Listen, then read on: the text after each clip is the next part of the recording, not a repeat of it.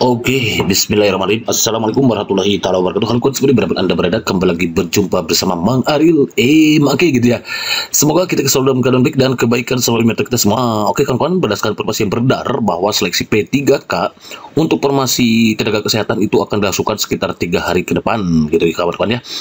Masih ada waktu tersisa 3 hari lagi. Mari kita persiapkan untuk kita berlatih soal-soal yang tentunya ada kaitannya dengan tenaga kesehatan gitu ya.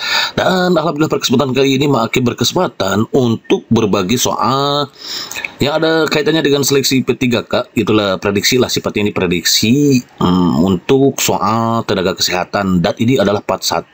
Insya Allah kalau nanti banyak yang menonton, Maki akan buat lagi di part 2, 3 dan seterusnya gitu kawan-kawan ya. Pokoknya don't go anywhere, stay tune here. Maki insya Allah akan selalu update tentang soal-soal yang ada kaitannya dengan P3K tenaga kesehatan. Baik, untuk sekarang tuh telepon di kopi gitu ya. Di sini sudah sajikan semua masalah, namun apapun bersama minumnya teh botol sosro gitu ya. Selalu hebat dan yang cuma sebaik pesoluzen. Biar apa? Iya betul, biar inspirasi gitu kalau ya. Soalnya kayak gini, kita baca bareng-bareng ya. Adi adalah seorang pasien yang datang ke apotek dengan hasil lab sebagai berikut. Total kolesterol 250 mg per desiliter ya. Ia diketahui menderita hipertensi dan menggunakan obat anti-hipertensi.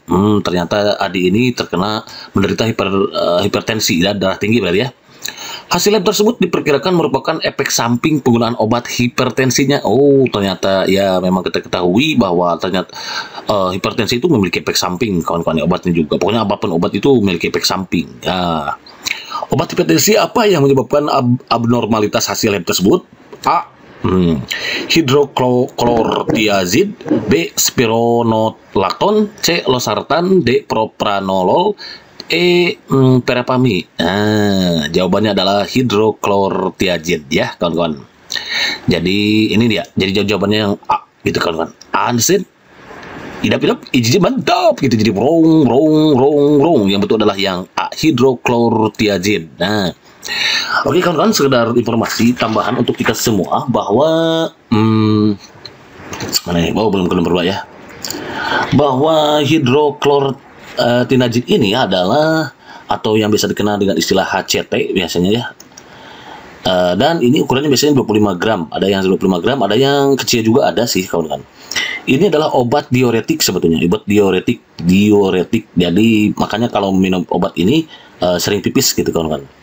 Yang sering digunakan ini untuk menangani tekanan darah tinggi. Ini untuk tekanan darah tinggi kawan-kawan. Dan biasanya juga pembengkakan karena penimbunan cairan ya. Jadi pembengkakan juga ini. Pembengkakan karena penimbunan cairan. Nah, pembengkakan karena penimbunan cairan.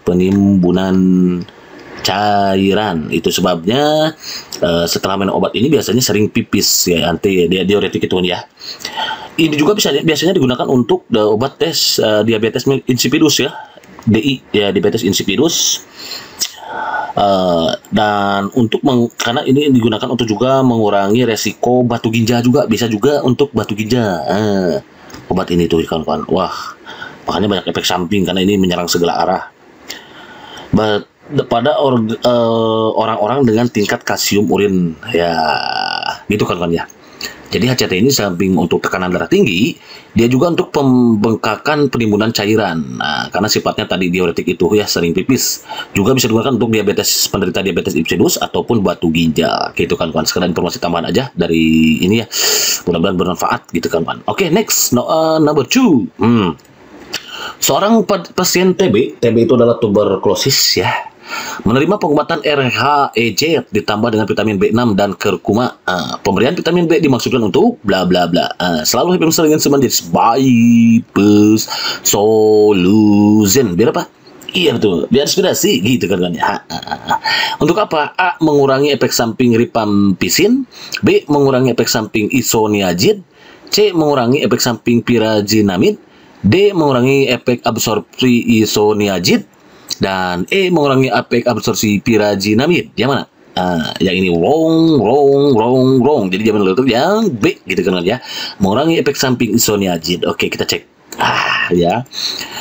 Sekedar informasi tambahan kawan-kawan bahwa tuberkulosis atau TB adalah penyakit yang disebabkan oleh infeksi bakteri sebetulnya kawan-kawan. Jadi tuberkulosis itu infeksi bakteri oleh tuberkulosis, nama bakterinya ya Mycobacterium tuberculosis. Bakteri ini dapat masuk ke dalam paru bisa kawan-kawan ya. Dan juga itu jawabnya adalah yang mengurangi efek samping isoniazid. Nah, apa sih isoniazid itu? Kalau kawan-kawan mau tahu boleh di sinilah tambahan ya. Isoniazid, nah isoniazid itu adalah obat untuk obat antibiotik nih kawan-kawan. Obat antibiotik nih untuk mengobati TBC ya TBC gitu. Jadi isoniazid ini untuk mengobati TBC. Obat ini biasanya digunakan dengan beberapa obat lain. Jadi dikombinasikan ya. Bisa dikombinasikan dengan diantaranya rifampicin, kemudian piragianid ya, kemudian juga ada dan sebagainya lah, streptomycin juga ada ya. Pokoknya biasanya dikombinasikan dengan rifampicin, piragianid dan lain sebagainya. Ya, jadi penggunaannya biasanya dikombinasikan dengan obat-obat lain. Begitu kan? Adsen? Idam-idam, izin mantap. Kalau mantap next soal nomor berikutnya. Seorang pasien laki-laki berusia, ini ada tulisan sorry ya, dikira nggak ada di sini nih. Oke, nggak apa-apa lah. Seorang pasien laki-laki berusia 65 tahun memiliki riwayat DM, diabetes mellitus. Naudzubillah min dzalik ya, kalau kita jangan, mudah-mudahan kita selalu sehat. Selama 6 bulan dan hipertensi selama 10 tahun. Ternyata punya hipertensi juga. Selama ini pasien mengonsumsi obat hidroklortiazid tadi ya, captopril dan metformin. Dokter ingin memeriksa efektivitas dari metformin melalui pemeriksaan lab bla bla bla A, HbA1c, BLDL ya, bukan LDR. Kalau LDR itu long distance learning relationship ya. C kreatinin, D urea, E SGPT yang mana? Jawabannya adalah HbA1c. Itu yang dia rong. Jadi jawaban betul yang A. Begitu kan? Ada saya?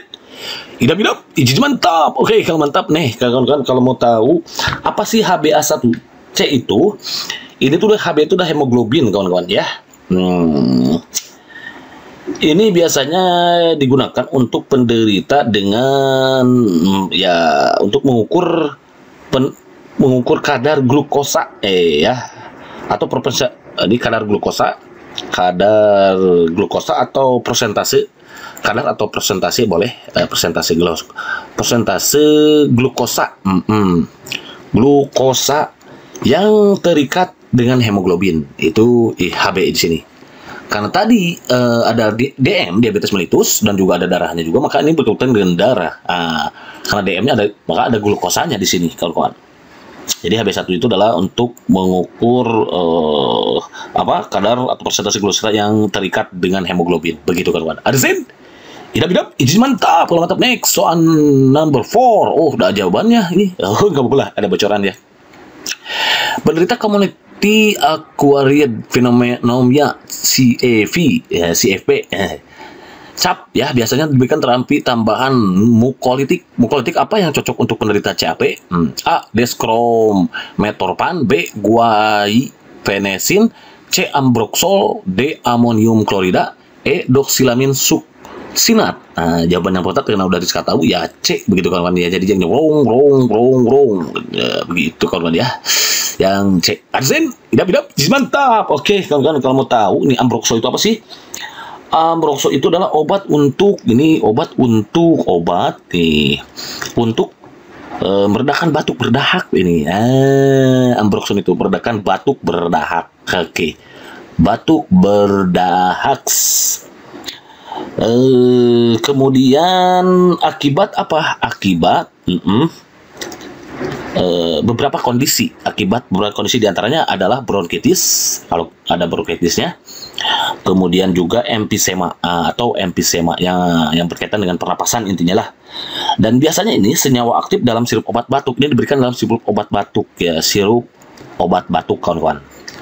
Sirup obat batuk. Oke, yang dipatenkan pada tahun 1966 nih dipatenkannya. Namun digunakannya itu tahun 1979. Tuh, kalau mau tahu kawan-kawan ya. Jadi ini dipatenkan tahun 1166, tapi digunakan tahun 1979. Nah, gitu kawan-kawan ya. Jadi kita tahu sekarang bahwa Ambroxol itu adalah obat untuk meredakan batuk, berdahak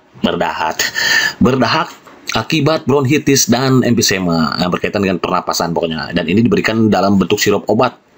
Begitu kawan-kawan, dipatenkan tahun 1166 dan diberikan itu digunakan tahun 1179. Begitu kawan-kawan, understand? Idap-idap, izin mantap. Oke kawan-kawan, barangkali saja dulu yang bisa dikatakan Imam Makil. Mudah-mudahan bermanfaat dan sedikit mengatasi kesulitan yang dihadapi oleh kawan-kawan untuk mempersiapkan diri menghadapi CATP 3K nanti tahun 2022 ini yang akan dilangsungkan berdasarkan informasi berat 3 hari ke depan gitu kawan-kawan. Pokoknya siapkan dari sekarang usaha yang maksimal dan juga jangan lupa untuk berdoa karena judul lagunya kan perjuangan dan doa. Oke, begitu kita sudah berdiskusikan, insya Allah nanti akan tambah lagi part 1, part 2, 3 dan seterusnya. Don't worry, stay tune here. Before closing lesson, thank you for listening. See you next video. Assalamualaikum warahmatullahi wabarakatuh.